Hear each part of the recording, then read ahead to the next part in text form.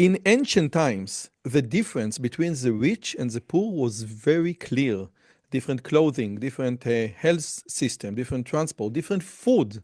But nowadays, when billionaires like Warren Buffett and Bill Gates having the same clothes that you and I are having, and we are all having iPhone 16, what separates the poor from the rich? And just like in all time, some beliefs are solely for the rich for the exact same reason that was ever before. What I mean is some beliefs are too expensive for the normal people to hold.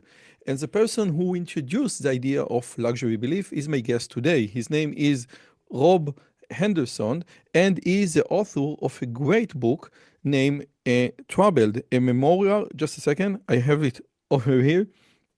A memoir of foster care, family, and social class, which is a very emotional but also very, very hard book to read emotionally, but it has many great wisdom. Rob Henderson, thank you so much for coming. How are you today? I'm good. Good, Roy. How are you? Very, very good. Thank you so much. I'm very excited to this conversation and the idea of luxury belief. But I think that the theory in your book is so correlated with your biography. And when I read your Mm, biography, it two things came to mind. One is a biography by Larry Elder, and the other mm, is Charles Dickens, Between Two Cities, where we don't know and we don't want to know what is lower class London looks like. And I think that mm, your biography basically like put a mirror, a very harsh mirror to what is not in the elite university. So with your mm, permission, I think that we need to we can start with your with your name, Robert Kim Henderson. mm, But could you please, like in 5 minutes, tell like the gist of your family story, which is crucial to understanding your mm. theory?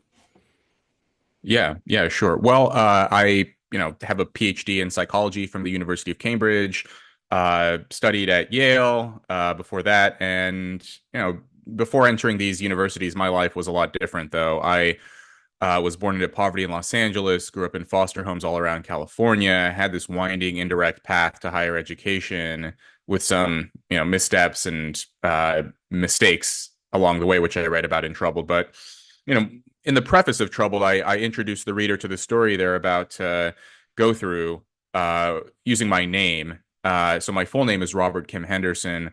My first name, Robert, comes from my biological father, who I never met. The only information I had about him up until recently was his name from some documents from social workers responsible for my case when I was in the foster care system. My middle name, Kim, comes from my mother. It was her family name. She came to the US. She moved to California from Seoul, from South Korea as a young woman. She originally was intended to study, but then she started to do drugs and hang out with different kinds of people who didn't have her best intentions in mind. Eventually, she gave birth to me. We were homeless for a time. We lived in a car. Eventually, we settled in this slum apartment in Westlake, which was this rundown neighborhood in Los Angeles. I was 3 years old by this point, and some police officers arrived, some social workers. They saw the kind of squalor that I was living in and asked my mother where my father was. She said she didn't know. She was not in a position to care for me. And so I was placed into the LA County foster care system at age 3 and spent the next 5 years living in 7 different foster homes. Um, and I describe in Troubled the kind of emotional um, challenge this put on me as a little kid, constantly moving to different homes, different schools, different foster siblings, different caretakers, just that kind of extreme instability and uncertainty, and the effect that had on me as a kid. And, eventually I was adopted just shy of my 8th birthday by this um, this married couple, a man and a woman and their daughter, who became my adoptive sister. Um, we settled in this working class town in Northern California, a very blue collar town. most of the people in this town didn't have college degrees. My adoptive father was a truck driver. My adoptive mom was an assistant social worker. And at this time in the late 90s, I kind of got this front row seat. I was a little kid, so I didn't fully understand this, but in hindsight, I understand now that I got this front row seat into the ongoing fragmentation and deterioration of families and neighborhoods in these kind of poor, working class, lower middle class communities all across the US, all across, the broader sort of Western world, I think. Just a And second. so this was difficult for me. Yeah.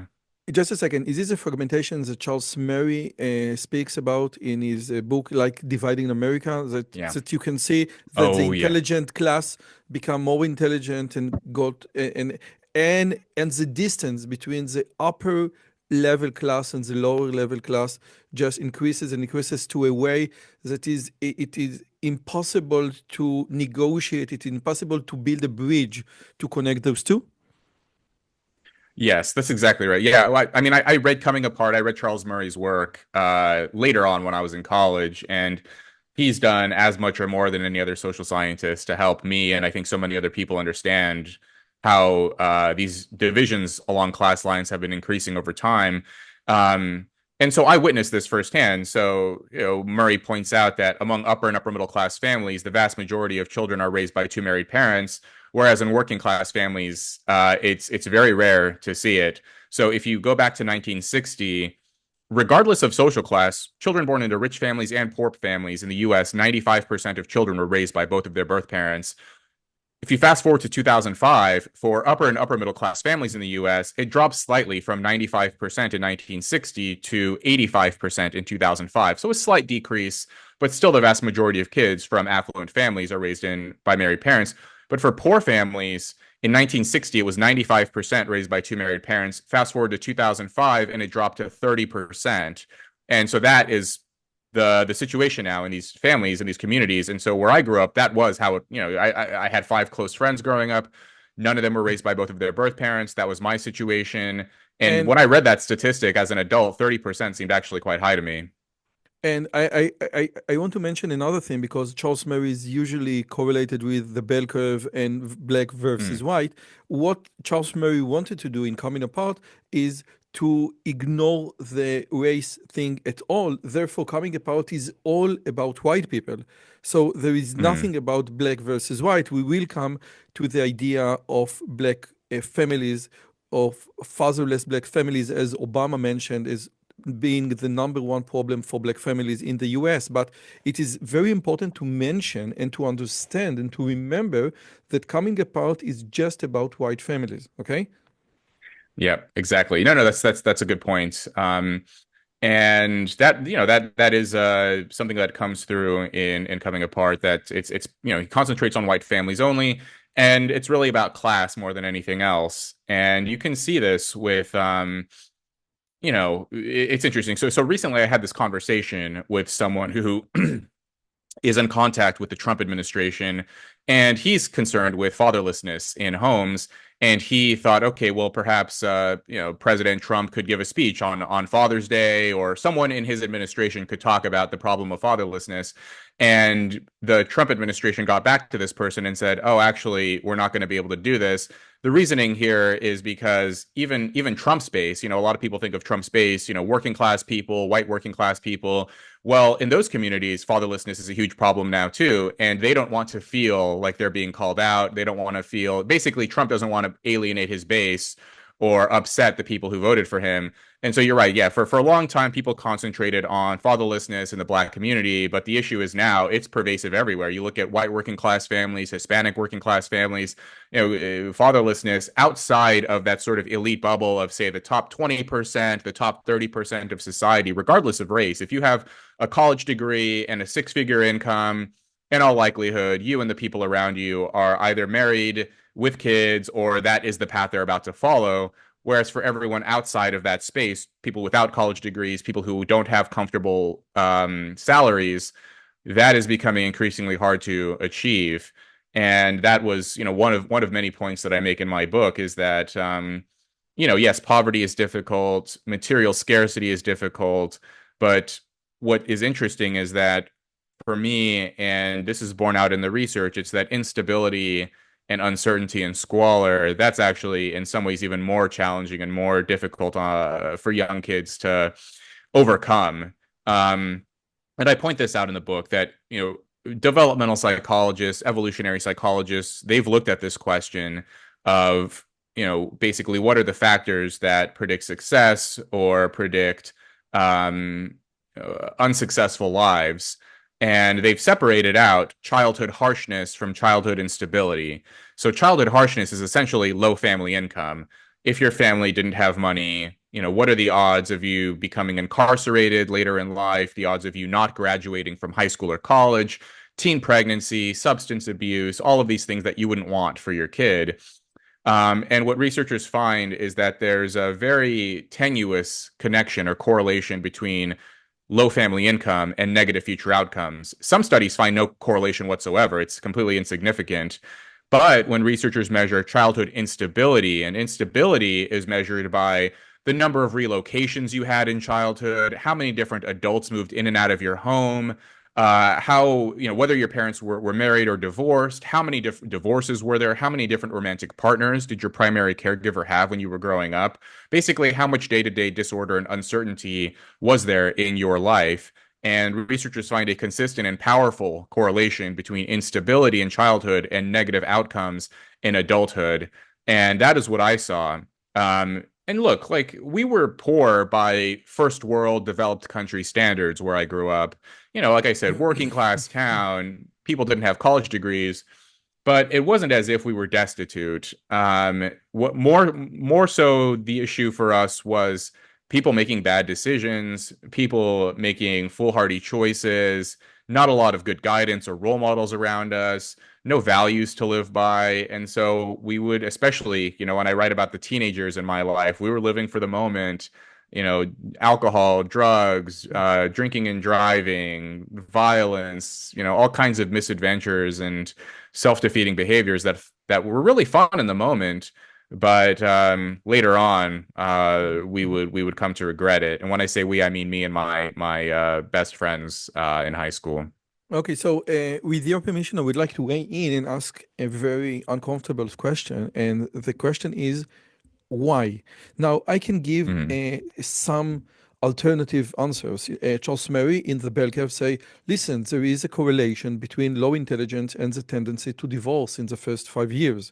If intelligence Mhm. measure to some extent how uh, how do you get decisions, how good your decisions are, getting divorce is a bad decision. So one can, separate it into in intelligence. One can go into the social class or the economy. Single mother are getting more paid from the government. Therefore, there is a motivation. There is a very bad motivation for women to become single mother. And the other thing, which I don't know if you mentioned, I don't remember that I saw you mention, is the idea of lack of values in respect to, not teaching the Bible from the 68 to the 85, the Supreme Court decision. So Hmm. when we said as a society, as like the American society, that we don't want to teach the Bible, the Ten Commandments in K-12 schools, basically there was a vacuum of values that was never filled with alternative humanism values. So in your perspective, in your opinion, we Hmm. we have the intelligence, we have the social or the economy, and the single mother being paid more, and we have the Christian values. What would you consider the most important factors?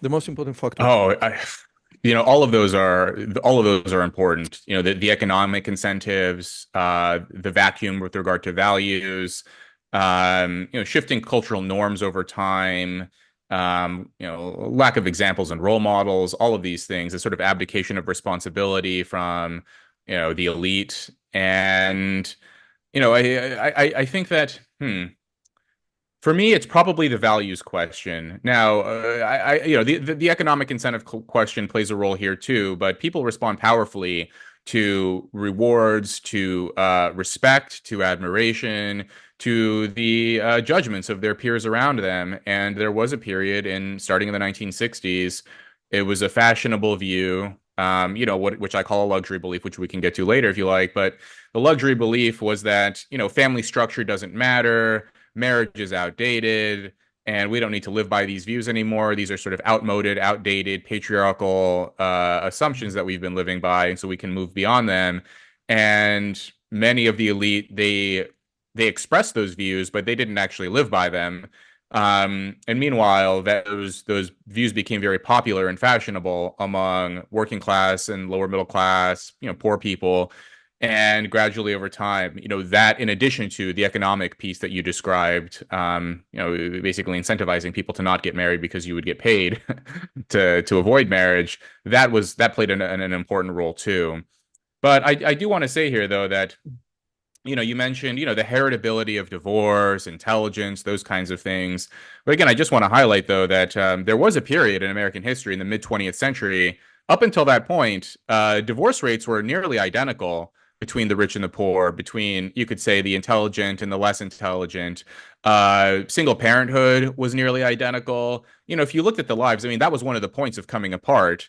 Is if you if you wind back the clock back to 1960 and before, the kinds of lifestyles that people lived in America were very similar, regardless of social class background or level of educational attainment or intelligence. But essentially, the point of that book, my takeaway from it was, and this is what I witnessed in my own life, is if you have strong structures in place, then people will live by them. But if you remove those structures, people will make decisions on their own. And if you're a very intelligent, very conscientious person, high impulse control, you live in a safe neighborhood with attentive parents and role models around you, then you can make good decisions even without that social structure in place. But if you don't have those things, if you're not a particularly bright person, you're not academically gifted, you don't have parents around you, you don't have good role models, you have all of these temptations around every corner, and you don't have high self-impulse control, then you're going to fall prey to negative habits. In social psychology, I'm sure that many you and many of your listeners are aware there's this idea in social psychology of strong situations and weak situations. And a strong situation is a situation in which people behave similarly regardless of their individual traits and propensities. And a weak situation is one where the norms are uncertain. People aren't given clear guidance on what to do, and so they are more able to act on their own individual differences. So an example of a strong situation would be a red light. Regardless of how intelligent you are, how much impulse control you have, your conscientiousness or level of education, everyone stops at a red light. A yellow light is a weak situation, and people respond wildly differently to a yellow light depending on how smart they are, how much impulse control they have, their appetite for risk taking, I live how in cautious Israel. they tend to be. I Yeah, yeah. couldn't agree more. hmm And so my claim basically is that up until decades ago, up until say 1960, 1970, we lived very much in a red light society where, we had a strong situation. Here's what you're expected to do. Here's how to live a good life. Here's what's expected of you. And then for the last 60 years or so, we've lived in an increasingly yellow light society where people are uncertain how to respond to what the world around them, what they're supposed to do, what a good life looks like, what are good decisions versus bad decisions. So, Rob, I couldn't agree more, and I think you encapsulate it brilliantly. But basically, what you're just saying, which leads me to my next question about luxury belief, is the idea that without any strong cultural structure, we need to make up our decision on our own. And smart people will make better decision, and stupid or less smart people will make bad decision. And we can see it all over the place, like in the yellow light scenarios that you just described, which leads the question, so maybe the social structure is just for the poor, is just for the dumb people, and the smart people can get on their own with their mind. So if you could please elaborate on why, in your opinion, the smart people or the elite also need this social structure, because I think it's very important to Yeah. explain? Yeah. Well, there are a couple of things. I mean, one, you could say that there's an individual selfish incentive for them because even for rich, intelligent people, living by certain set of values is more likely to increase your happiness than not. If you look at the rates of happiness, for example, for married versus non-married people, married people tend to be happier. People who abide by certain values, work really hard, take care of their loved ones, all of those kinds of things. Whether you're rich or poor, the effect on happiness appears to be roughly similar. But then the other thing is, having good values creates a stable and cohesive society. And so, if everyone is on the same page with regard to what a good life looks like, obviously with some exceptions. I don't want to say, everyone has to get married, everyone has to do this, but broadly, if we can all agree, on average, some ways of living are better than others. Obeying the law on average is probably better than breaking the law. But there are a lot of elites who would disagree with that, especially as we saw during the defund the police movement. But we can if we can come to those agreements, then you'll have a more stable society. Eventually, instability and dissent and rebellion, those things can affect elites too. And gradually, you can create situations in which, say, someone like Donald Trump can get elected. Because if people are feeling upset and people are feeling that the system isn't working, if people look around and see that their values aren't reflected back at them, then they're going to elect someone who you may not like because in many cases, the elites have dropped the ball. They've sort of been asleep at the wheel. They think, well, life's been pretty good for us, and we don't necessarily have to think about everyone else. And then, if you live in a democracy, those people still, their votes count just as much as yours do. And then gradually, they can elect leaders that you may not agree with. So there are a lot of different things here. You want a cohesive society. You don't want to elect people you have concerns about. You're opposed to different strands of populism, and you yourself want to be happy. Those are all potential reasons why you would want good role models and good sort of examples and ways to live Very by good. for people who are believe you sort of lower on the social ladder than you. Very good. 2 years ago, approximately, I spoke with Barry Schwartz. He is a very famous social Mm, psychologist, and he wrote a book about practical wisdom. And the idea of practical wisdom, he wanted to take the idea of Aristotle, being combining intelligence and moral values all together. But for Aristotle, it was very clear and it was very easy to understand that there are some ways of life which are better than other ways of life.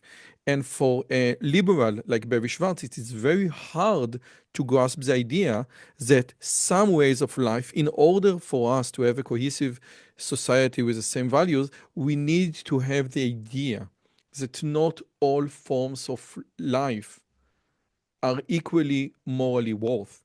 And some ways of mm, life are better. Now, Aristotle was it was very easy for him to do because no, there are four causes. And what is the definition of man? If you don't fulfill your definition as a human being, your life is not worth living. But for a person like mm, Barry Schwartz, is completely different. And again, which leads me again to the idea that the American society was constructed or fabricated as a religious society with a very a similar set of values, like a Protestant Calvinistic set of values, which now is different. Now, before we move on to the idea, to the mere idea of luxury belief, with your permission, I would like to read a short paragraph from mm. your book, and if you can explain it, okay? Because it is very Okay. important, and I think it mentioned what we just say. When educated Americans discuss what's best for kids, we tend to talk about education as the be all and end all, when it should be seen more as a fortunate benefit of warm, of loving upbringing. Elites are simply too quick to equate education with well being. And again, you said educated people ask how we can get more unprivileged kids into college. That's a laudable goal, but education is a red herring. For many kids, including yourself, having the kind of childhood I had takes a toll in ways that a college degree will never fix. if you can elaborate, because I think this phrase is so important to understand why we putting too much emphasis on education or college degrees where the answer lies in a different place. Yeah. Well, the point of that passage was, I do stress that, look, it's a laudable goal. Education is something we should strive for. We should get people to maximize their abilities to the best of their potential, make sure that, everyone can fully manifest their strengths. But still, because people who are focused on social mobility, they're looking at kind of legible, measurable outcomes, and a very simple variable that you can measure is educational attainment. How many years of education did you receive? Did you graduate high school? Did you graduate college? Did you get a degree? Those are things that are very simple answers, and you can run statistical models on those, and you can present data to people, and it all looks very professional, and it's great. It's fine. But my point there was we should focus just as much on what happens before the age of 18 as what happens after. And even if our number one goal in life is to get kids through college, um, the best way to do that would still be to promote stable families. So Melissa Carney, in her recent book, The Two-Parent Privilege, she points out that the number one predictor for whether a child goes on to graduate from college is whether the child was raised by two married parents. That is more powerful than socioeconomic status. That's more powerful than whether one of your parents went to college or not. It's more powerful than every other factor. And so, even if that's the goal, we should still promote stable families. But what I'm saying is, even if you have a kid who isn't destined to go on to college, isn't destined to, achieve some astounding great story of upward social mobility, the kid is just going to live a very normal life. Is it important for that kid to have two loving parents who prioritize his or her well-being, nurturing, emotional stability, security? Does that kid feel loved or not? I think that's still a good in itself, regardless of how that child goes on to live his or her life. It's funny. A lot of people who are very interested in psychometrics, personality, intelligence, IQ, those kinds of things, they rightly point out that the family environment has very little effect. The shared environment in the sort of behavioral genetics jargon, the shared environment has little effect on a child's outcomes in terms of those measurable variables, education, intelligence, personality, and those things.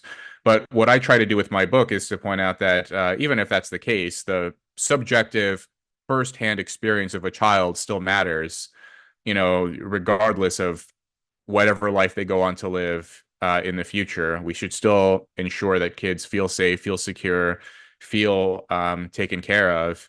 And there are reasons otherwise to be concerned about that too. And Um, intelligence doesn't measure yeah, everything. It is very important to mention, exactly. state out loud that intelligence is the best psychological predictor ever, but it doesn't measure everything. Even Charles Murray, I think, Hmm. said, the correlation between intelligence and life success is approximately zero point 0.5 to zero point 0.6, which means it is Hmm. between 25 to 36% of the variance, which means that Hmm. 75 to 80, 64 are not Yeah. intelligent, and some of them can be encapsulated as personality and your experiences as a Hmm. child, and those experiences Yeah. can vary a lot and can change and can make a huge difference. That's a good point. Yeah, and the other thing I hope comes through in the book is that even if you present a bright, talented kid with opportunities, no one can force the child to seize those opportunities. And often, when you grow up the way that I did, with unreliable caregivers, instability, turmoil all around you, no positive role models, the child is going to be less likely to Why take the should opportunities I? Why presented to should I? them. Yeah, Why should yeah, I? And yeah, again, yeah, I think exactly. which leads to the idea of luxury belief. So we just had one luxury belief, and that's uh, the holiness. I don't want yes, I will say holiness, or the importance of the father, mother, loving father and mother as a as a family is no longer needed. I think this is a luxury Mm, belief. Okay. And we have another luxury belief. We have many, and you mentioned a lot of them in the book. For example, we need to defund the police. Okay. Or now, my question is, uh, how do you describe luxury belief and are they just belief of the elite or the rich, or the elite and the rich are the same thing? And what is the psychological mechanism underneath those beliefs? Do the elite actually believe that, although we have all the statistics that you mentioned about being raised in a in a normal family is the best predictor of higher education, do they still believe, or do they lie to us or to mm. themselves? It's a good question. Well, I developed this framework, luxury beliefs, which are ideas and opinions that confer status on the affluent while often inflicting costs on the less fortunate members of society. And a core feature of a luxury belief is that the believer is sheltered from the consequences of his or her belief. And for me, this idea starts with Thorstein Veblen in 1899. He wrote this book, the economist Thorstein Veblen, called The Theory of the Leisure Class. And in this book, written at the turn of the 20th century, he's writing about how the elites of his day exhibited their status with expensive goods, delicate and restrictive clothing, tuxedos and evening gowns, top hats and pocket watches and monocles. And then you can fast forward to the mid 20th century, and there was a sociologist named Pierre Bourdieu who wrote this book, Distinction, a social critique of the judgment of taste. And in this book, you read about how elites convert their economic capital into cultural capital, into status symbols. And decades past, elites did this through intricate and arcane knowledge of wine and art and exotic locations, and expressing this kind of knowledge is cultural capital. It indicated that you were raised in an upper class family and had access to exclusive educational institutions and social circles. And so the claim today is that luxury beliefs are the new status symbols. It's much harder. You alluded to this earlier that if you were to walk through the streets of a major city 100 years ago, you could tell immediately who was rich and who was poor just by how they were dressed. Today, Watch that's my less pinky. true. Watch my pinky. You see, this is how the There we go. rich. This is how the Yeah, rich yeah. drink. You need to upper your pinky. Yeah, yeah, pinky out. Yeah, yeah, yeah. Good etiquette. And so now today, you mentioned this, now regardless of social class, people have iPhones. People can go to discount luxury stores and buy material goods, and you can't necessarily tell right away the way that you could when Thorstein Veblen was writing 100 plus years ago who's rich and who's poor by their luxury goods. Which isn't the same, to say that luxury goods still matter. People still buy luxury goods, but my claim is that increasingly luxury beliefs are becoming this new way of exhibiting status. And these beliefs are ideas that often are born in elite universities. They trickle throughout elite media.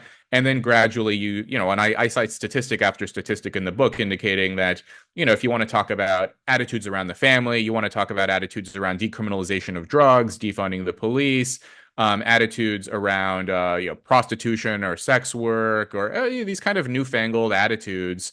Repeatedly, you'll find that elites, people who go to expensive universities and have six-figure and above incomes, they are far more likely to hold attitudes that are at odds with conventional opinion. And these luxury beliefs often have, once they're implemented into culture or into policy, they have long-term detrimental effects for the rest of society. And people will sometimes, briefly, sometimes people will challenge me on this and say, well, what's the mechanism there? How is it possible that, elites start espousing something and then that, somehow that magically affects the rest of society? How's that possible? And, there's a lot of research on this that the attitudes and opinions of elites have outsized effect on our politics, on our media, on sort of opinion formation, what policies get adopted. But a simple way to think about this is, imagine if tomorrow, all of the elites, people who run our elite institutions, people who are graduates of these institutions decided that littering was okay, that, you open the front page or you open the opinion page of the New York Times and, the big headline is stop judging people who litter. You turn on Netflix and the number one trending show, you see, very attractive characters, throwing trash on the floor, flinging their McDonald's out of the moving vehicle, And basically so on and so forth. You hear, prominent people with a lot of influence, political influence, social influence, economic influence saying, littering is totally fine. Stop judging people. Would anyone be surprised if a generation from now, you basically see like the norms have transformed and everyone is littering. You can There are apply that same many, logic to so many other things. just a second, there are many studies where, and let's say that you want to cross a road and there is a traffic, and someone in a suit is crossing the road in a red in a red traffic in a red sign. uh, People will be more likely to follow him, and if he is dressed like a homeless, people will be less likely to follow him. So this is, I think, what you just mentioned Mm. is, I don't want to say trivial, but is something that we all can relate to. Yes. Yeah, exactly. Yeah, you're basically saying someone who has some cachet, some status, some admiration in society, a leader of some sort, or the person who, writes the glossy magazine articles and the media and the pop culture and all the messaging around us. They have a lot of influence over what we think is a, the behavior that we should valorize and try to live up to, and ones that we should ignore. And so that is how luxury beliefs work. And my claim is that, interestingly, luxury beliefs do have an outsized effect on sort of lower middle class, working class people. And the reason here is because they often don't have immediate visible models of good behavior in their own lives. And so one way you can think about this is you can imagine a kid who is growing up in an upper middle class neighborhood, goes to a private school, has two married parents. Basically, every adult this kid sees in his life, they work really hard. They went to college. They go to work every day. They obey the law. They're married, or they hope to become married one day, and those are the people around them. But then this upper middle class kid opens up TikTok, or opens the internet, watches a show on Netflix or whatever it is, and he sees people doing drugs and people in living in polyamory kind of relationship And you see structures and girls, promoting sex work. on OnlyFans, which I think Yeah. made a huge backlash to feminism, because now it is not Uh, men seducing women into prostitute. It is with the women themselves, like yes. 20, 25 years old, saying this is the best life I've ever had, and I'm making a six figure income monthly. Okay.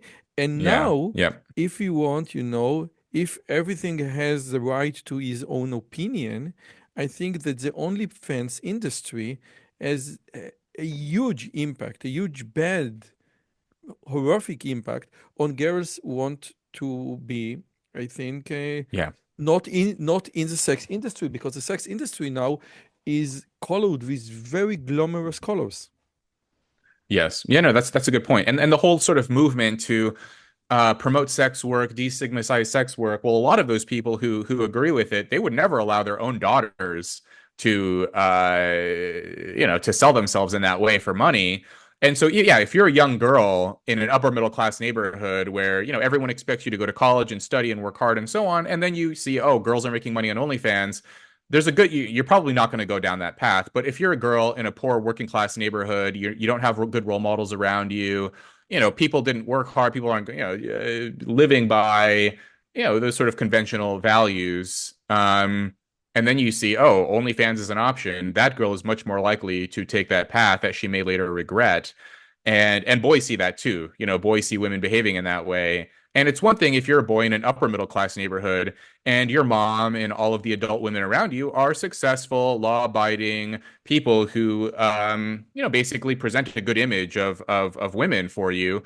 But if you're a boy in a neighborhood and you don't have those same strong female role models around you, and then you're seeing, women on Instagram and TikTok and OnlyFans and all these other things, that's going to warp your impression of women, and it will probably have some effect on how you view the opposite sex. And so, all of these things around us, they are powerful forces, and they shape our views of our social world. Now, you still, unfortunately, I think you didn't answer my question regarding whether they Hmm. do actually believe in Oh, I those see. luxury Yeah. beliefs. And again, Yeah. I think it was Jordan Peterson who said, you can't be a socialist if you're running a business. Okay, many, the elite, the Ivy League elite universities that shout for socialism or communism never ran a business. Therefore, Yeah. they can actually believe in the crap thing of socialism or communism. But my question is Yeah. regarding, Yeah. the unnecessity of a conventional family, father and mother. We Mhm. do have the statistics. So Yeah. how come we have the statistic and the statistics are so clear and people from the elite still hold those luxury beliefs with no data support whatsoever? Yeah. Well, so it's a good question. So basically, are they sincere in their Oh, beliefs? Is there an element of conscious duplicity? I think there are kind of three general categories of people who express luxury beliefs. This is very rough, but I would say probably 20% of people who express luxury beliefs are consciously duplicitous, that they actually know on some level that these aren't actually good ways to live, but they have, they basically harbor negative attitudes or hostile attitudes towards the United States, towards America, towards the Western world at large, basically towards capitalism, all of these things. And they believe that by promoting, say, defund the police or abandon the idea of the family or basically take sword and fire to all of these conventional bourgeois norms and values, that this will kind of accelerate the decline of the West and bring about potentially, we'll enter this period of chaos and anarchy, and then out of the ashes we'll build the socialist utopia. I think 10 to 20% of people who espouse luxury beliefs are consciously manipulative and malicious in that way. And then I would say, some other percentage of people, maybe 50% plus, are kind of naive. They have essentially convinced themselves they believe it, but without actually giving it much thought. They hear, oh, we shouldn't stigmatize people who make certain choices about how they live their lives, about the family. Whether if they want to do drugs, that's fine. Who am I to judge? Maybe we should rethink the police. It all sounds, kind of compassionate. It sounds interesting. It sounds sophisticated. It sets you apart from the masses. Oh, the masses think police and law enforcement is good. Most people think that drugs are harmful. Well, a good way to stand out from them is to believe the opposite. And oh, just by coincidence, it also makes you sound compassionate and empathic and understanding. So I think those people are true believers, but not in the sense that they've rigorously thought through. They just sort of take that surface level, oh, well, it sounds good, and it's in the pages of prestigious media outlets and other people who are getting a lot of attention and respect for saying it. They believe it, so I guess I'll just passively go along. And then I think there's probably another 30% of people who they're duplicitous, but in a different way, where they mouth the slogans of the luxury beliefs, but they don't believe them, but they go along with it because they're cowards. um, they'll post, the hashtag, they'll post the black square on Instagram, they'll mouth the right things about attitudes around laws and family and drugs and crime and prostitution and everything else. They harbor some doubts inside, but they falsify their preferences because they want to get along. They don't want to damage their prospects of getting into Would the you right consider college or the Selena right Gomez internship or the right job. as belonging to the third group? Interesting. I think she's probably more the second group. I don't know her, and I've only ever seen that one sort of viral clip of her crying. But someone like I think most people who do that, they are in that second group of kind of naive, foolish. They've become sort of disconnected from reality, and so they just say things even if they haven't really thought through their own opinions very hard. And as an Israeli after October 7, I must ask you, the luxury belief of promoting Hamas in elite university, in Colombian University and Penn Yeah, University, and all the merchant and all the screaming from the river to the sea, and you don't know which yeah, river and what sea, etc. And it seems that this is a luxury belief. You're anti-colonialism. You're taking the oppressed side, but you are not near any Muslim, and the laws of Sharia don't apply on you. So you are sheltered, as you said before, from the bad consequences of your beliefs. And my question Yeah. is, according to your opinion, the idea of all the anti-Semitic, pro-Hamas movements that we have seen in October's 8th and 9th Hmm. and later on, would you consider this also as a luxury beliefs in US campuses?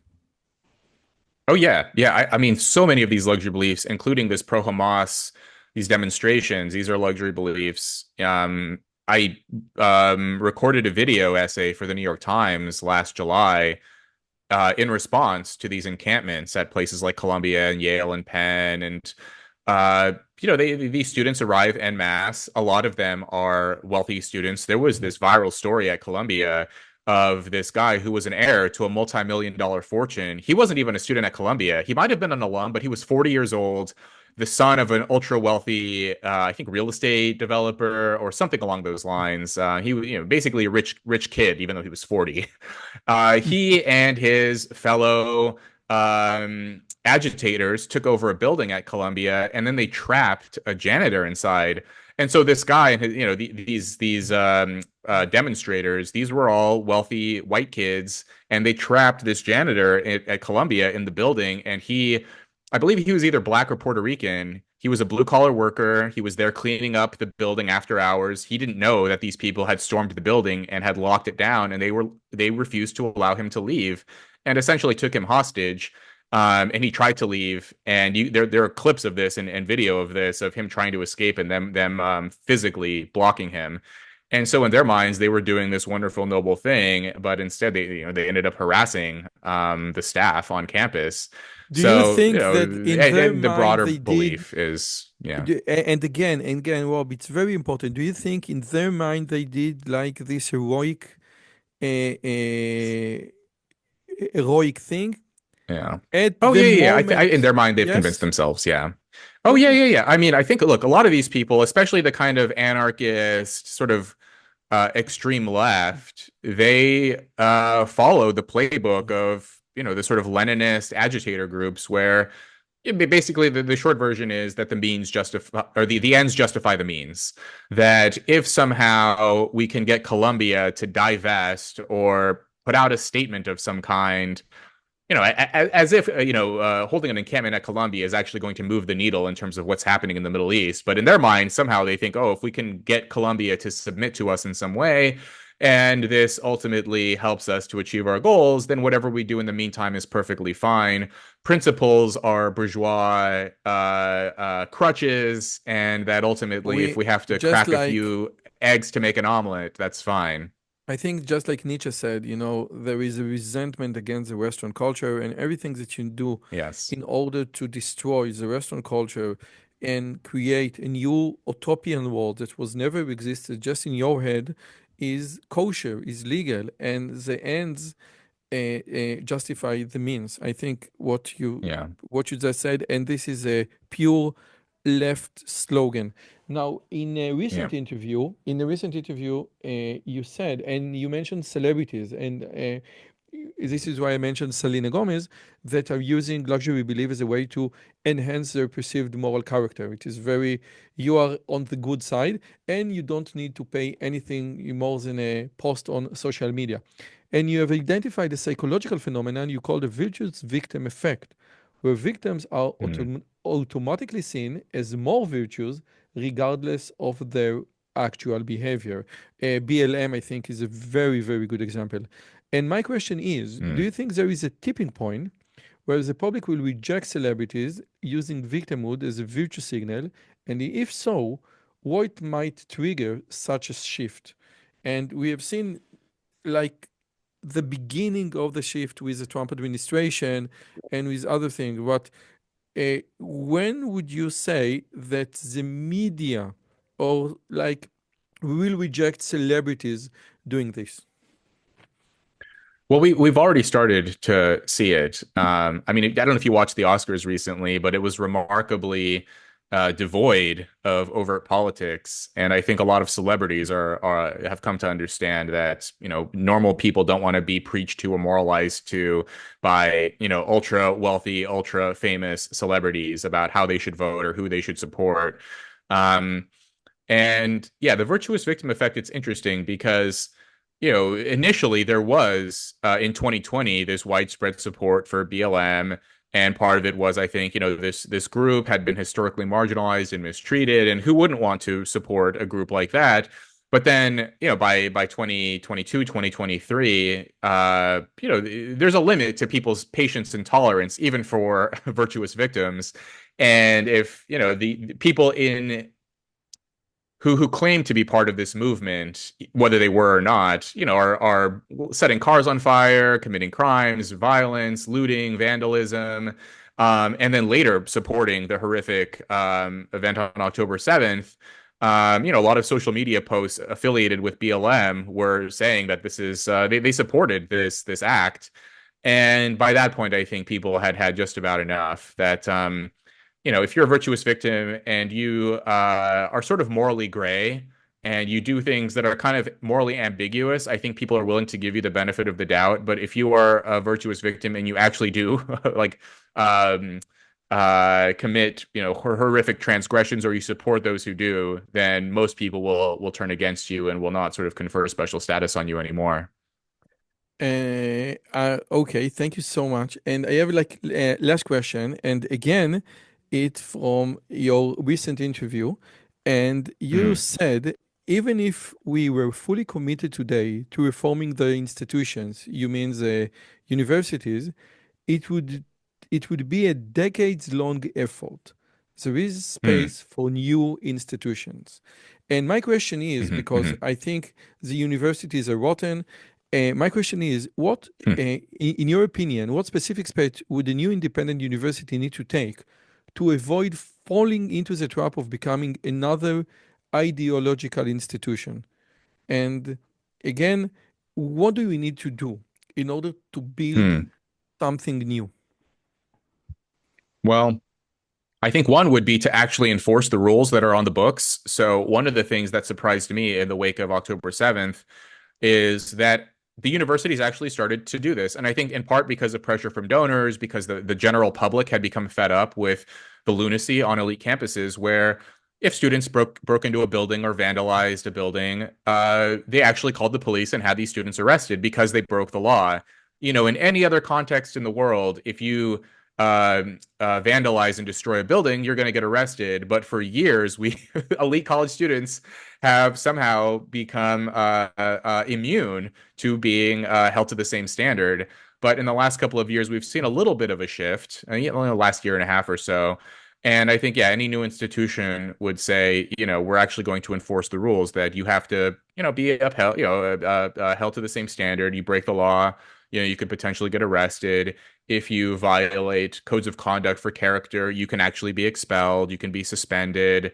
I think a lot of students have become very brazen over the last 10 years or so because they've witnessed other students get away with things and they thought, oh, well, they can do it. Why can't I? And you sort of seen it spiral out of control ever since.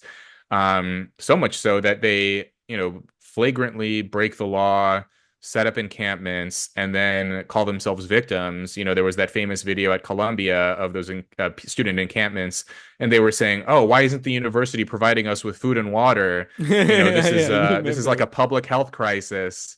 And it's like, oh, you're students at an Ivy League university claiming that because the university isn't helping you to violate their own rules, that they're the ones who are in the wrong here. So, I think that would be one. And then also a very firm commitment to free speech, the First Amendment, academic freedom, that no professor will ever be pressured to resign or ever be fired for expressing an opinion. Um, and for supporting, academic freedom and the pursuit of truth. And also, like it's interesting. Like I think that there is probably a limit as far as like who is beyond the pale as far as who a student group could invite as a guest speaker. So, for example, you and I have been talking about Charles Murray. I think he's a perfectly respectable and brilliant social scientist. A lot of students would disagree. He's been shouted down. He's been He is disinvited. persona I non think grata for all the universities in the US, yeah, or almost all the university in the yeah. US, unfortunately. Yeah. Despite the fact that, in my opinion, he is one of the few living social scientists whose entire body of work is worth reading, And so for me, he is like very clearly within the Overton window. Now you could say, oh, if there was like an actual neo-Nazi or some, a pedophilia apologist or some horrible character like that, should they be allowed on campus? Maybe, but like that's a discussion that we can actually have. I think that any new institution or existing institution needs to be more clear about where that line is instead of Ben keeping it Shapiro have obscure. a bodyguard that goes with him to every university in the US. And Ben Shapiro Hmm. pays this bodyguard because it is needed. Okay, and again, Ben Yeah. Shapiro speaks for the conservative and for the conservatism and for the US traditional values. And many people, like Antifa, breaks in and tried Yeah. to prevent him from speaking his thought. Yeah. And well, what's interesting there about those kinds of tactics is it is true that one reason why they are attempting to shut down someone like Ben Shapiro from speaking is because they just don't like Ben Shapiro. But another objective of these groups is to send a signal to observers that Ben Shapiro is unacceptable, the opinions he expresses is unacceptable, and therefore you can't say those things either. And so by making an example of Ben Shapiro, so if I'm a student at one of these campuses and I see these Antifa or these leftist agitator groups successfully disinvite Ben Shapiro and stigmatize him and say his opinions are beyond the pale, even if I agree with Ben Shapiro, now I'm going to be far less likely to express those opinions on campus. And so that's another objective of theirs, is to basically police what opinions we should be allowed to say and which ones we aren't. And they're often very successful at this. That it's not so much eliminating speakers we disagree with, although that is one point. But the other point is we also want to eliminate the possibility of anyone publicly agreeing with them or expressing similar opinions every day in everyday life on this campus, whether in the classroom, in the Mhm. courtyard, in the dorm rooms. Like we just want to eliminate this opinion completely. It's a very good point. And I think that there is one sentence that can summarize our entire conversation. And it was mentioned by Oscar Wilde. There are some ideas so absurd that only an intellectual could believe them. And I think it encapsulates everything. First of all, I want to thank you very much for your time and your wisdom, and some of your ideas are just mind blowing. And I always ask my guests one final question. We mentioned a lot of books, including Coming Apart. Besides Coming Apart, which is a great book, there a book that you would recommend our viewers who have reached up until now and they want more of this theory? Again, we have your book, which is a great book, Troubled, and besides Coming Apart and your book, can you recommend another book? There's a great book that came out about 20, almost 25 years ago now. It's called Life at the Bottom by the author Theodore Dalrymple. And the author, he was a prison doctor and he's a physician who worked in an inner city hospital. And the book is a collection of chapters of his observations working with prison inmates and low income people at this hospital. And essentially, he never uses the phrase luxury beliefs, but a lot of that idea was inspired by his work as well, of people making self-defeating mistakes, living in squalor, no social structure around them, no good role models. And so the book is called Life at the Bottom. He points out there's a great line early in that book where he says, he's traveled around the world working as a doctor in a lot of poor developing countries in Africa, Southeast Asia, and elsewhere. But he says that he's never been to a place that had quite as much emotional and spiritual poverty as the Western underclass. That despite the fact that the Western underclass isn't as poor as a lot of these villages and communities elsewhere in the world, there's a kind of a malaise and an absence of agency and some kind of a crisis that's hard to pinpoint, but he does an admirable job of exploring it throughout that book, Life at the Bottom. Thank you so much. So we have Coming Apart, Troubled, and living from the bottom in the bottom, or Life at the Bottom. Life at the life Bottom. life at the bottom. So Yep. Dr. Rob Kim, Henderson, thank you so much for your time. It was a, Very important, I think. Okay, let's summarize Uh, your work is very important. Thank you so much. Thank you, Roy. Thank you, Dr. Yozevitch. Thank you. Bye bye.